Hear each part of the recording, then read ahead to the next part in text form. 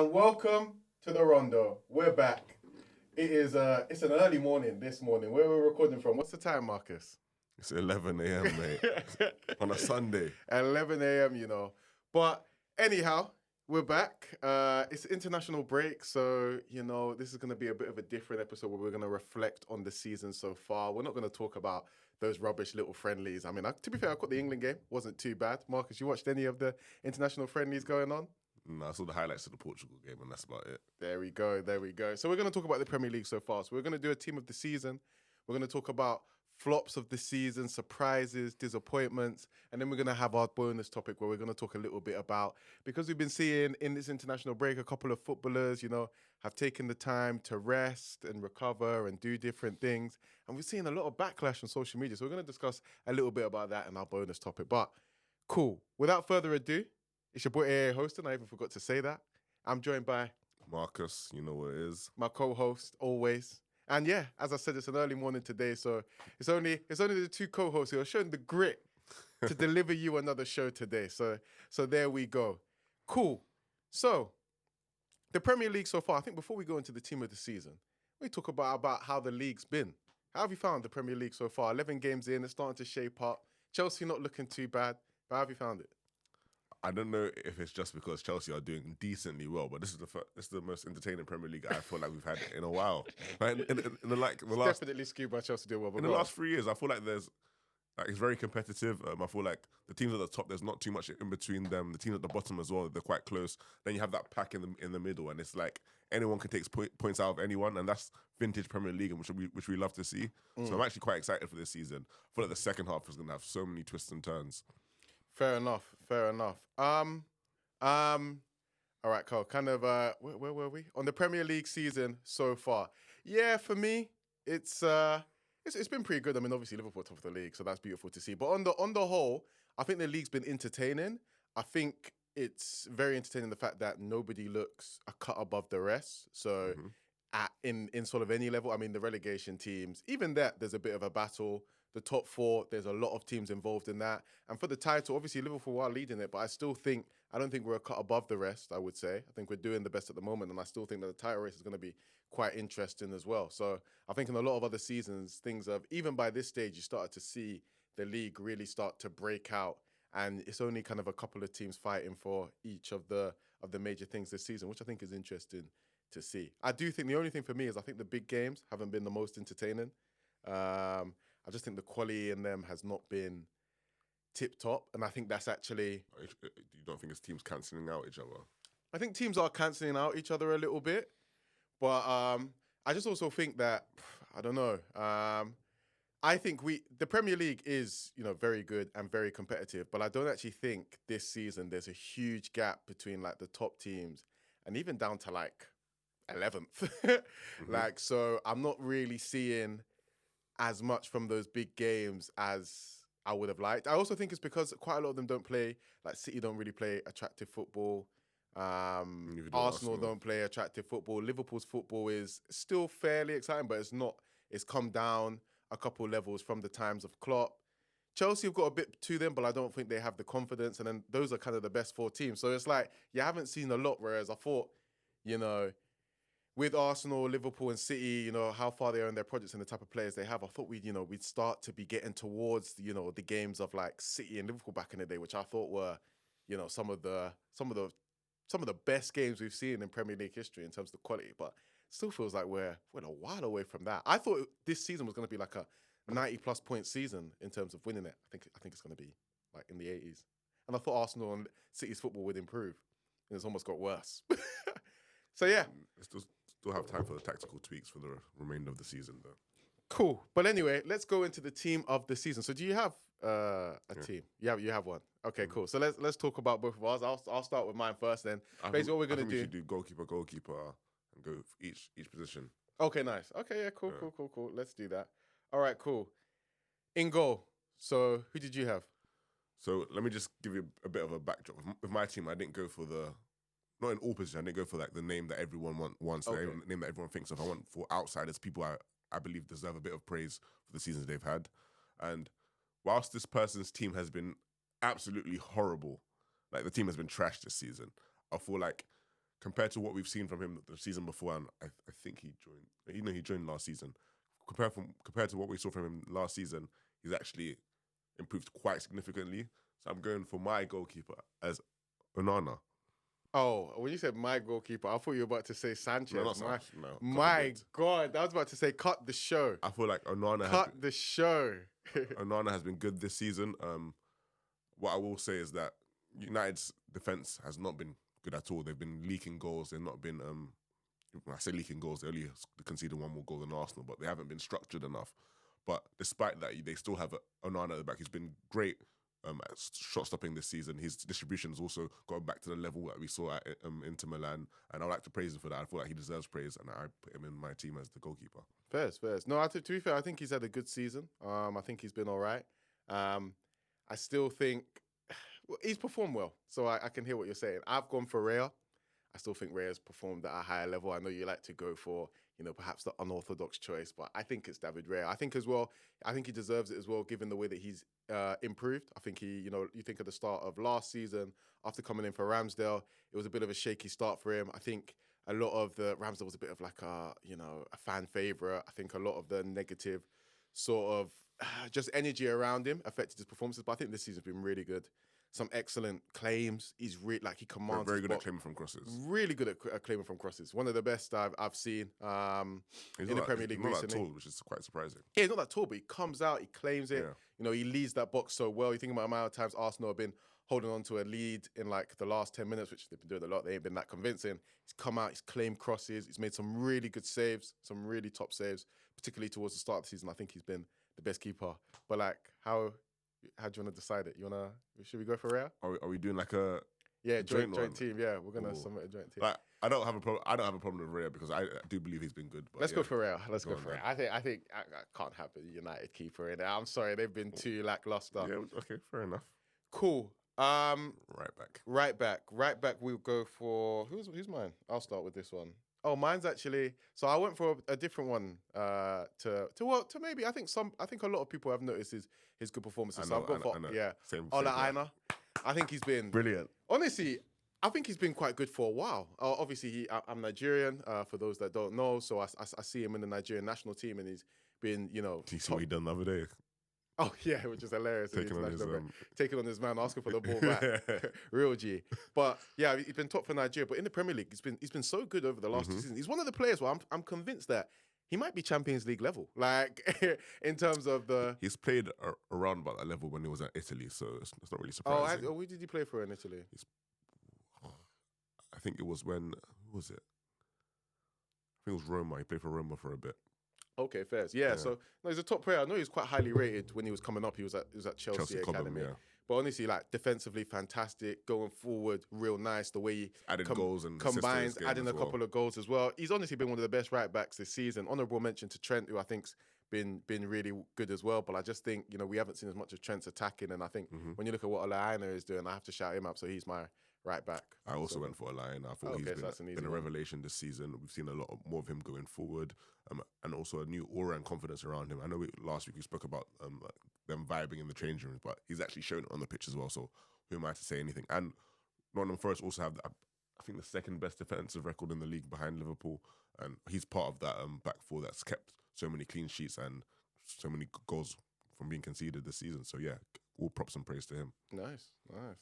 Cool. So I think we both gone for Ola Aina, so I think that makes it easy. So I think he's our right back going into this team of the season. If we move to the centre halves, I think we would do both of them in one go. So mine were Van Dijk and Konate. I know maybe going for 2 Liverpool centre backs is a bit much, but I just think we've conceded the least goals. I think as a partnership, they have been colossal, as I said in the pod last week. I think I don't need to go into it. I think they've been the best centre back pairing in the world in football this season. I just feel like they are so dominant. I think so many, because they've adapted to this new style where we're not playing under clock, we're not consistently trying to put pressure on the team. They've had to soak up pressure and defend more. But I also think it's made them it's a bit easier for them because they're in a bit more of a structured system where they're defending less space.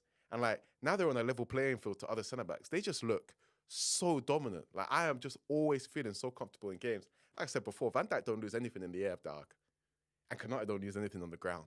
Those two, fantastic. But who are your two So centre I backs? didn't go for Van Dijk. I went for Konate and Milinkovic. So it's not another. First. I was just when you said you didn't put Van Dijk, and I was about to say you need to wash your mouth out, but I Shut up, man. Shut up. I can say that I feel like you like a little unorthodox one. So go on. Konate, I just want to go back to last season. There was a time during last season when people were really telling me that Kwanzaa was going to take Konate's spot full time in the Liverpool starting lineup, and I was like, this is nonsense. Like Konate's he's a phenom, he's a beast. Like the amount of space he covers on that pitch as well is he covers the wing of the channels as well. He's so strong, so robust. He's quite good in the air going forward as well. So I want to praise Konate, and he's back this season. He's shown us the top level that we saw from him about 2-3 seasons ago. I feel like injuries has kind of stunted his career, but he's back at the perf of defenders in the league. I'll put him on levels with Gabriel and Saliba right now, and he's showing that for Liverpool. Milinkovic, as I said with Olaina, he's also part of that Nottingham Forest back line. So for right now, I have like, of the 3 defenders who we've chosen, I have 3 players from the 2 best defenses in the league. So it just sort of makes sense. First, no, I think Milenkovic. Sorry, not Milenkovic. Milenkovic. Yeah, Milenkovic. Yeah. I think he's been very impressive this season. So I think that makes a lot of sense. And I think as an unorthodox one, I think he definitely deserves a shout out. And like you said, Forest's defense has been top notch as well. I mean, I'm going to say it should be Van Dijk. Are you? No, I don't. Van Dijk and I don't want to go for Van Dijk. Well, has Van Dijk done anything? He's high level this season, but has he? Okay, he ain't done nothing new. All right. We'll let your guy go in. Man. We'll let your guy go in. At least I got one Liverpool centre back, so I can let you off. That's fair. Cool. All right. Cool. Going to left back. So for this one, I've gone for another one which maybe perhaps is not the obvious one. I've got to give a honourable mention to Guardiola, who I think has been like fantastic this season so far. Got some important goals. I think he's been one of the only shining lights in a City team that haven't quite got going yet. And he's just a top draw player in general, to be honest. But I've gone for Anthony Robertson. I think I wanted to go for someone, a little bit more like interesting with the season so far. I think Fulham as well have been very good so far this season. And I think Robertson's just been excellent. He's just continued to be. I'm not quite sure how he hasn't been snapped up by a top team yet, but he's just, up, down, good defensively, can whip a cross in, is relentless, top draw left back, man, and he's the one for me. So when I was considering left back, I thought like left back was one of the hardest positions to actually think of a player for, because I feel like there hasn't been any outstanding left backs in the league this season. As you said, Guardiola has been good, robust defensively in that quite shit City back line, and he's been decent going forward. Quite, I think 1 or 2 goals this season. I also thought of Cucurella, but I wouldn't say he started enough Premier League games. There was a time he was out of the team just because of fixtures, really. But I've actually gone for Lewis Hall. Oh, okay. Oh, I like that one. Yeah, I went for Lewis Hall at Newcastle. So Newcastle start to the season wasn't very great. They had a lot of injuries at the beginning of the season and they were just finding their way in. But since they've actually started to win games, started to play better, you've seen Lewis Hall on that left channel and Livramento on the right channel. They've been dominating games. Very good going forward, very good defensively. Lewis Hall is very good on the ball. Like, he's very good at keeping possession, and his passing is quite elite. Obviously, he's originally a centre midfielder in the Chelsea academy, so you can see that ball playing traits. Oh, he's originally a centre mid. Okay, Yeah. so his transition. Okay, Yeah, I thought he played both, but he was just he was just a centre mid when he was at Chelsea. I think, who was it? I want to say Tuchel, not Tuchel. It was Graham Potter first, who tried him out at left back, and that's when he first came to the first team. He was playing left back. So since then, he's just taken left back and gone forward with it. So Fairs. yeah, I like Lewis Hall as a shout. I think he's been excellent. Do you think his age? I think he's only like 20 years old.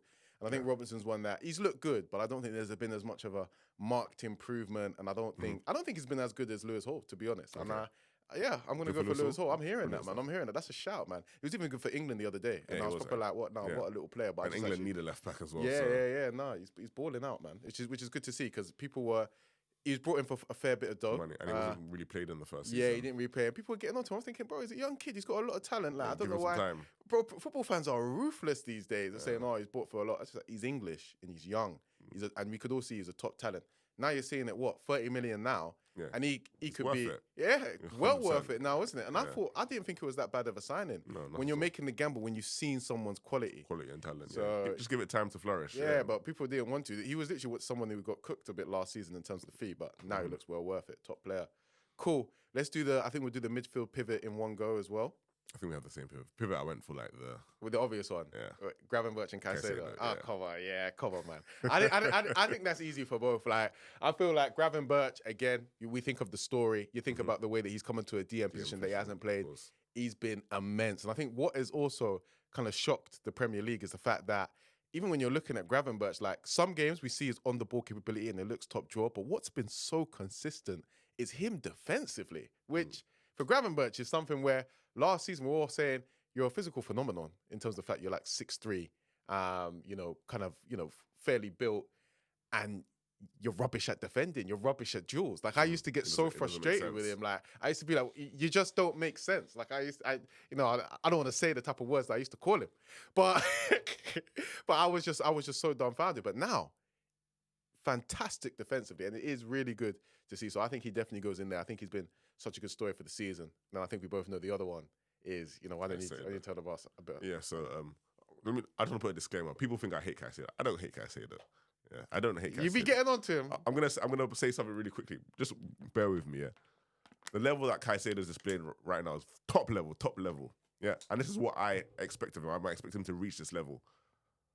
I don't see him going like above and beyond. Oh, this level. Yeah, this is Caicedo at his best. Why you just give him his props? No, he's a great player. Lavia. Like Caicedo's been.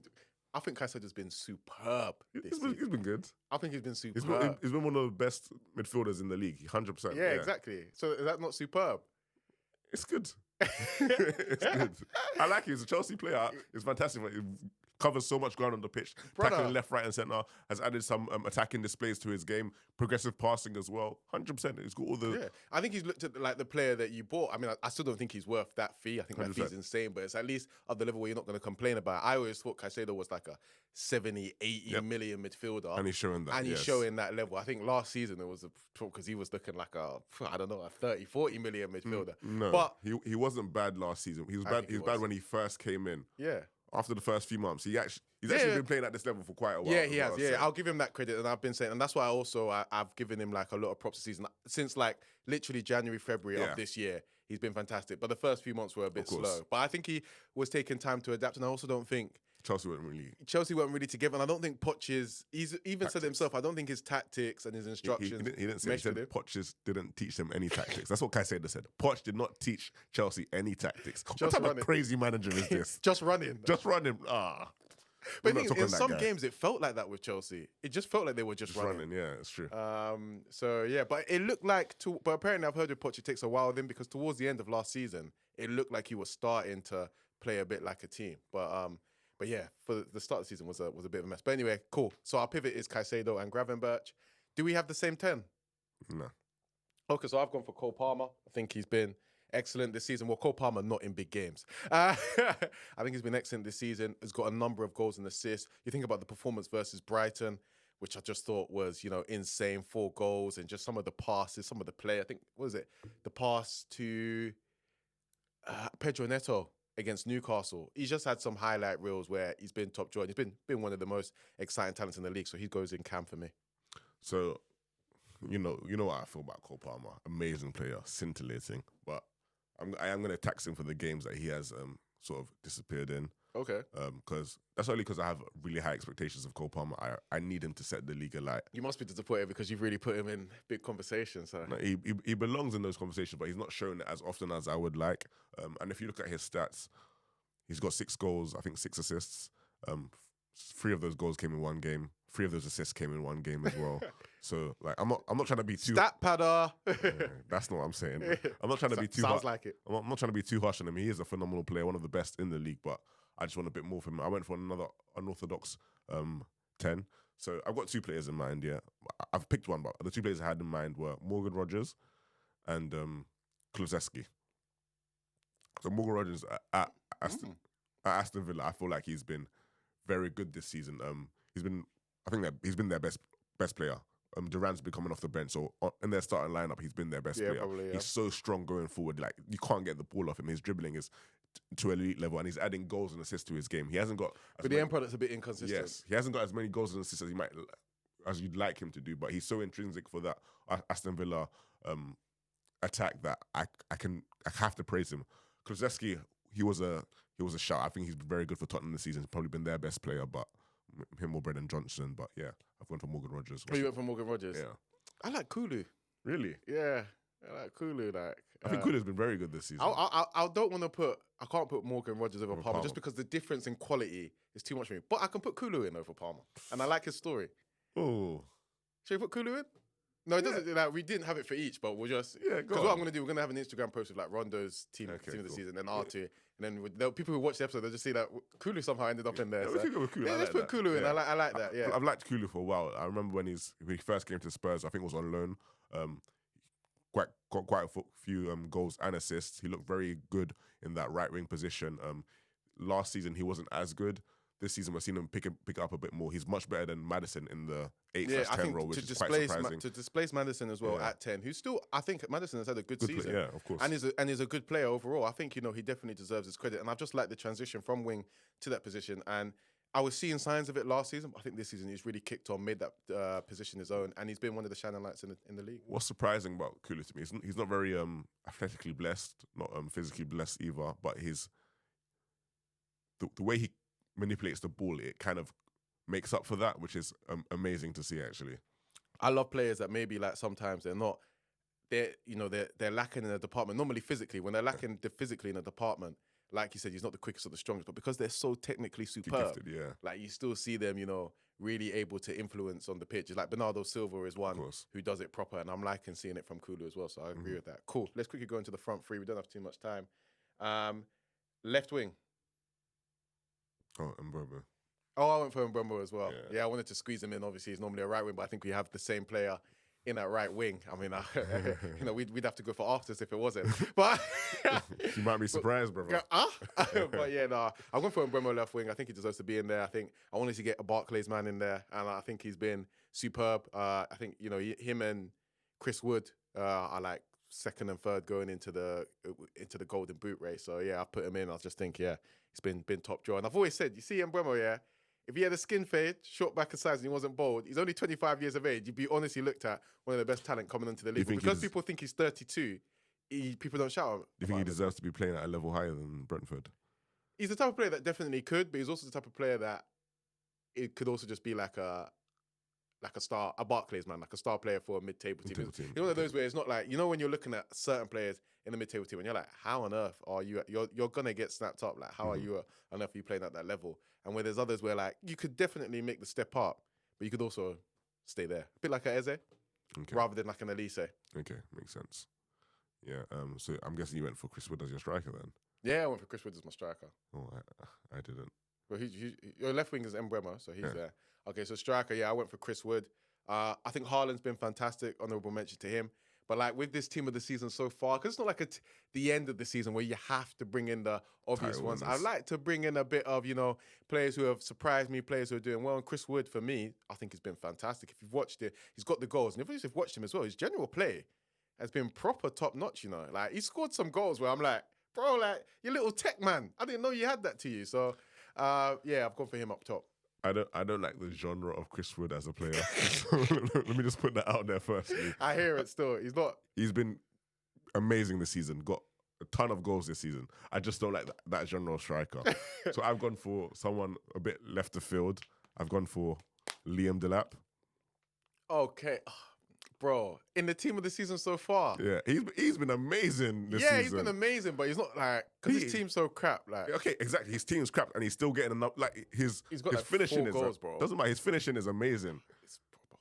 Yeah, it's like his finishing is serious. So like, I'm gonna give. I know he's probably not gonna make the team, but I'm gonna give Liam the praise. I feel like he's a up and coming young striker who's gonna go on and do wonders with his career. I feel like he's technically gifted. He's got the finishing. He's got the all-round striker play, which I'm really impressed to see. He's one who I definitely think is playing at a level below him. So I feel like in the maybe next season or the season after, he will find a move to a bigger club. He's City will initiate their buyback clause, or somebody else will snap him up. But I like him. He's actually someone I'm going to talk about when I do my surprise. But he can't go into the team of the season. So he's got like 4 goals. But I do. He's restricted by his team being rubbish. Of course. So we're going to have to... Oh, excuse me. We're going to have to give it to Chris Wood.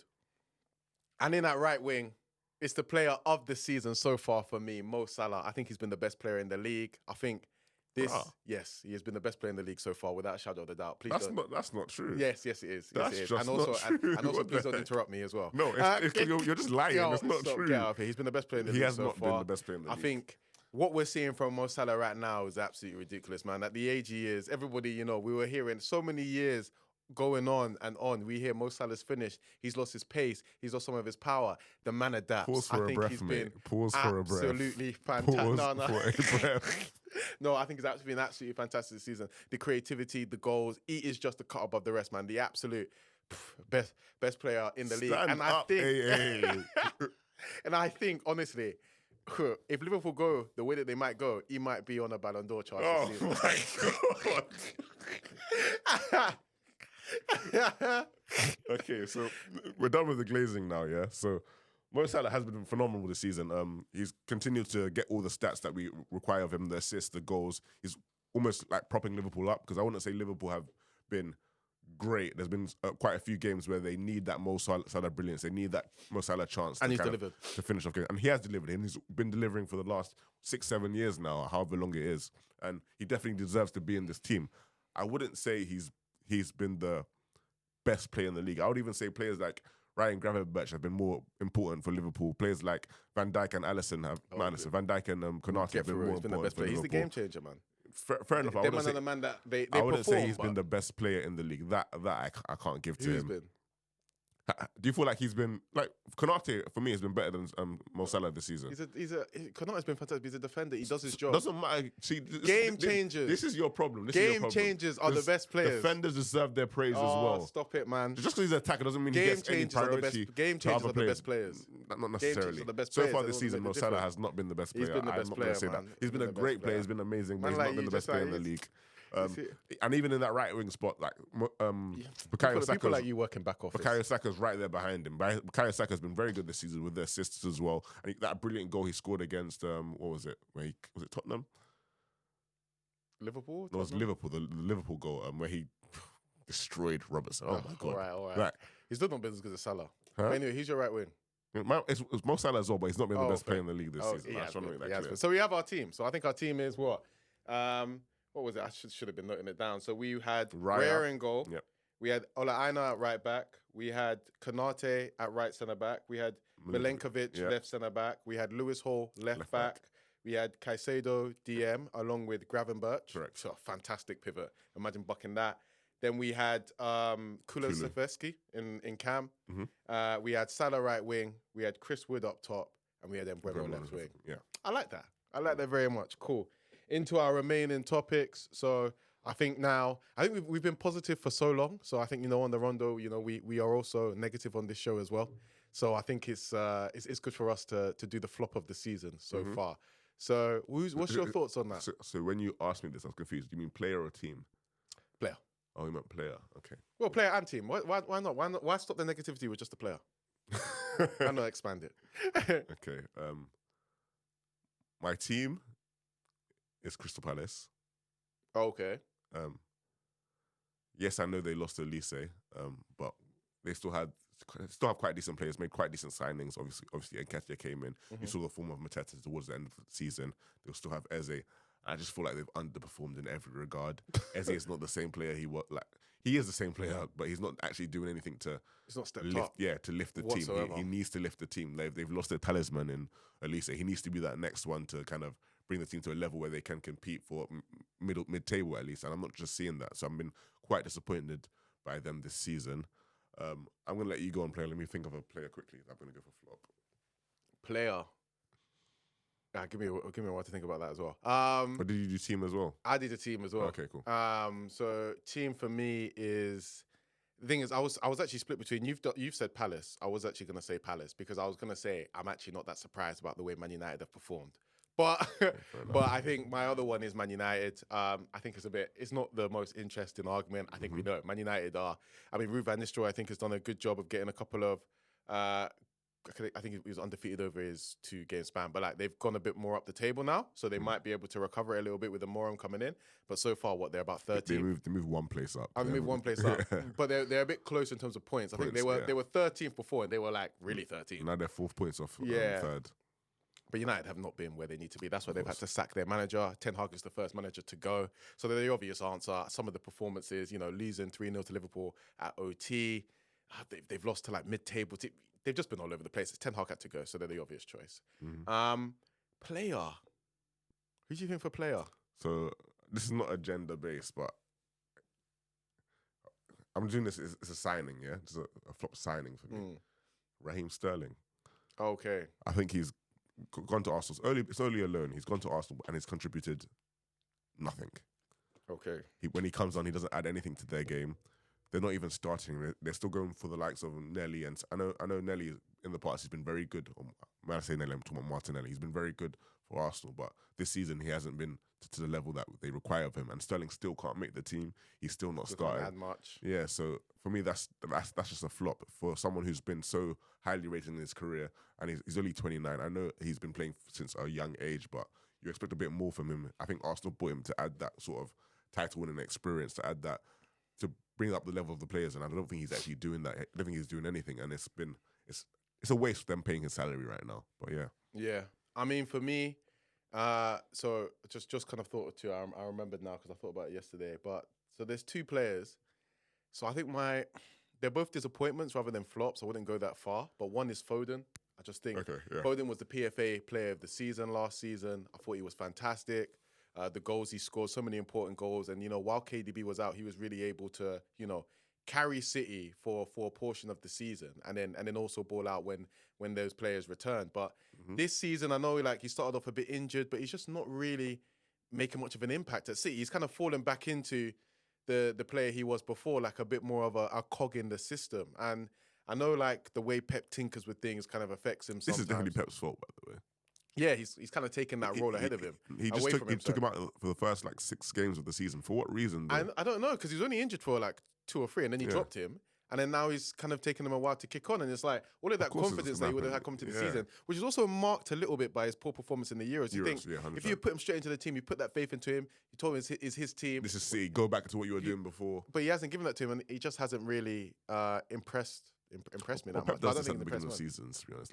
I think towards the crunch end of the season, Foden's going to be right back in there playing for them. Oh, hopefully, man. I mean, it'll be good to see because he's a great talent. But yeah, at the moment, I just think, and I think a lot of people now, you think we've got 3 amazing talents in him, Palmer and Saka. And a lot of people have Foden at the bottom of that list, which you think is crazy because Foden in terms of form, yeah. Yeah, in terms of form, some people think, overall as a player as well. And I just think that's mad when you think about with Foden, he was really considered as in the golden boy of England for much of his career. And everyone thought that last season was, when he was kind of stepping into that role, into that, kind of throne, if you will. But yeah, he was the one for me. I also think Declan Rice as well. Damn. But he's a lesser so. He's honourable. You need to explain he's that. He's an honourable mention for disappointment of the season. No, it's just because last season, Declan Rice, I thought Declan was amazing. I thought Arsenal overpaid, in terms of 100 million. I always said a player that, for me, I'm always a bit biased, as well towards attacking players. Just but a player for me that, is really excels because of his off the ball ability is not the worth 100 million. But last season, I thought he made such an impact, particularly when he started off in the 6, playing more defensive. I just thought the control and his influence on the game was so great that I had to, hold my hands up and be like, this is such a player. This season, he's still been good, but because Rice is a good player, but it's just not of that level. And I think it's because he's playing too high in their system. I'm watching games where Rice is running beyond the striker. What is going on? I'm watching other games where he's really quite advanced as well in terms of the way he's moving, because sometimes they drop Odegaard a bit. No, it's not. It's while Odegaard's been out, whoever plays RCM, they've been dropping him a bit lower. But I just think, just for me, I just think they need to get Declan Rice back either at the 6 or back in a more defensive position where he can be influential. I remember when he was playing in the pivot in the Liverpool game, and Arsenal really cooked us towards the end of the first half of that game at the Emirates. And Declan Rice was absolutely core to that. And he was playing in the pivot 4 party, being a little bit more defensive. And he's just consistently sweeping the ball back up, not allowing us to counter, not allowing us to get out, intercepting. And I think that's what he's really good at. And in this role that he's currently playing at, it just doesn't look like £100 million player, not looking at the player that they sound. And I think it's a bit disappointment, and they need to get him back to to So perform. do you think the solution is putting him back in that sixth role? Yeah, I think play. I think the obvious answer. Partey's been phenomenal. Partey's been great this season, but play a double pivot. Play 4-2-3-1. Play Partey and Rice in double pivot. He played it against. No, to be fair, it wasn't Partey playing in the double pivot against Liverpool. Partey was playing right back, but he's playing. Well, maybe he's just playing six. So but just play a double pivot of those two. Odegaard has been out. They've kind of tinkered with their formation. They've gone a two at a top at times with Trossard and Havertz, and played like in attacking phases a 3-5-2. They've kind of tinkered with it a bit. So I understand why Rice might be looking not as good in certain games because his position's not secure. I would say going forward that Rice has to play as a 6. I don't think he should ever play as an 8. Oh, okay. You don't think he should ever? I think I've always thought this from the start that it's a crazy decision. What does Rice add to your team as an 8? I know maybe they want him to play as a roaming destroyer. That's not the role that they're giving him. He's actually meant to be on the ball, progress the play, add to attack. Rice shouldn't be doing that. I'm so sorry. Rice shouldn't be doing that. He's much better in the first and second phases of the game, sweeping up the ball, making tackles, making interceptions. That's what you want Rice doing. So I feel like in a pivot next to Partey can be more of the ball progressor. He will stand out a lot more. Yeah, I think so as well. And I think he can play 8, but I think just He can't. make sure it's more focused on him being like a ball winner. Like at the moment with the way that he's playing 8, he's playing like an advanced 8 at times. I'm watching some games. So I think that's massive. But cool. I guess we were going to do like surprise of the season as well, but we haven't got too much time. So I think we'll kind of move into the bonus topic. I just want to shout out Liam Delap. Like I completely agree with what he says. He was my kind of, I suppose not surprise season, almost rising star. Like I said before, I think he's definitely gonna go on and play top level. Did you have anyone that you want to just quickly give a shout out to? Excuse me. For like rising stars. Rising star surprise of the season, either one. Because I was gonna say surprise, but for me, I mentioned them in my team of the season. It's like Gravenberch for me. I've got 2 players in mind. One's another Nottingham Forest player. Another's another Spurs player, funny enough. My Nottingham Forest player is Callum Hudson-Odoi. I just want to speak about his career for a bit quickly. So obviously he came up from Common Academy, made his first appearance on the men's team at I think the age of 17 or 18. Was wanted by Bayern. There was so much like promise coming from Callum Hudson-Odoi. Got that massive injury, kind of derailed his career. Then he was a bit stop and start. He was in the team, he was out of the team, was in the team, was out of the team. Chelsea eventually sold him for 3 million. You sold him for 3 million? 3 million. Yeah. Not for us done what? So they've got Alanga and Hudson-Odoi for like what, 8 million in 8 total? million, yeah, exactly. Mad. So 3 million, and I feel like he's kind of made that. I wouldn't say he's made the left wing spot his spot because Forest, they like to tinker with their team a bit, weirdly enough. But when he does play, he's always very he's very good for Forest, and he has that cut in and finish. He does it so many times. Yeah, done it against Liverpool Liverpool. He did. Thank you very much. Gets that ball on the left channel, cuts in on his right foot, finesses. It's almost Robin. I don't want to say it's Robin-esque, but you know when you have that tool that no one can really stop. And I love seeing that from him, and I feel like if he continues to do that in his fashion, his career is just going to go further and further. My next player is Brennan Johnson. I just want to say from when he had to turn off all his social media, he's been on fire. He's been great for Spurs. No, it's credit to him. Spurs have been crap this season. They're crap in general. But they have a few decent redeeming qualities about them. Kozeski, Brennan Johnson. And I also want to shout out Dominic Solanke. He's been good for them as well. Yeah, he has been. Yeah. Cool. Quickly into our bonus topic. So football fans feeling entitled to the private lives of footballers and feeling like, not just feeling that they don't deserve a private life. It's about Rashford. Yeah, Rashford. There was a little bit on Trent as well, but I think Trent did the media interview with like Chunks and stuff, and a couple of Liverpool fans started getting onto him because they're in a bad mood with him for not signing his contract. Was really weird. But Rashford is the main one. I think some of the discourse that I've been seeing on Marcus Rashford, has been disgraceful. And honestly, some of you Man United fans, and it's not just you Man United fans, it's football fans in general. Rashford is just the example that I'm using at the moment. Some of you football fans, you are losers. I don't know what you guys think. You guys think just because someone's a footballer, because they're earning a lot of money, their whole time should be devoted to training and playing. Is it that, or is it because it's Rashford? The reason I said that is because the reason that everyone, in case you don't know, Rashford went to the Knicks-Nets game in New York. So this is a NBA basketball game. Obviously, he was courtside. Pictures were taken of him. He was chained. He has all of his chains. Yeah. But Casemiro was also at that game. Who's also underperforming. Yeah.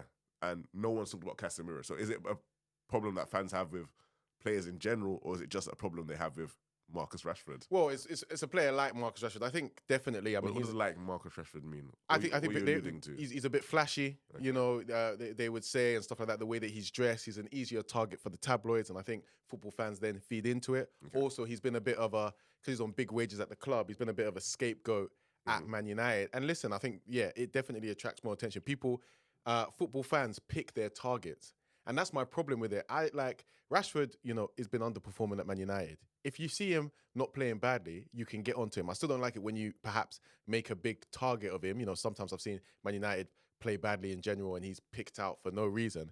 That would still annoy me. But then I just get really annoyed when you're now kind of going past football and you're picking things that are just have nothing to do with his performances on the pitch to lob abuse at him. It's like it's bullying, it's social media bullying. It's it's abuse. It's just out of order. He's gone to watch a basketball match on his weekend off. People are saying that he should be training when nobody is at Carrington right now to impress Amorim. And Amorim starts tomorrow. Like, it makes absolutely no sense. Like you said as well, Casemiro's at the game, but there's no problem there. But he's at the game, and because, he's a scapegoat, like you said, he's a bit flashy, he's black, and British. Like, let's be real. Honest, yeah. That feeds into it as well. People want to target him. People want to abuse him. I just, for me, like, it's really distasteful. And I really don't like seeing it from football fans. Like, for me, you're moving as bad as those crappy tabloids. And it's just like, you're meant to be, football fans claim, oh yeah, we're normal men, we're working people, and you're behaving like crappy tabloids. It's embarrassing, man. It's embarrassing. I agree with you there. Hey. I don't think it's going to change anytime soon. Football fans are going to be football fans. They're going to demand so much of their players, especially when your team's not performing. I feel like if it's a team that's performing well, if the player's actually performing, people don't really care. It's when the team's not performing, the player's not performing, they need somewhere to vent their frustrations to. And Rashford has been that scapegoat for United for quite a while, actually. Yeah, well, do better, man. Be rational at least. But yeah, so anyway, that is the show for you. A little nice quick one during the international break. Like, subscribe, and all of that lovely stuff. We will be back next week, as always. And that is the Rondo for you. Yeah, there we go, man.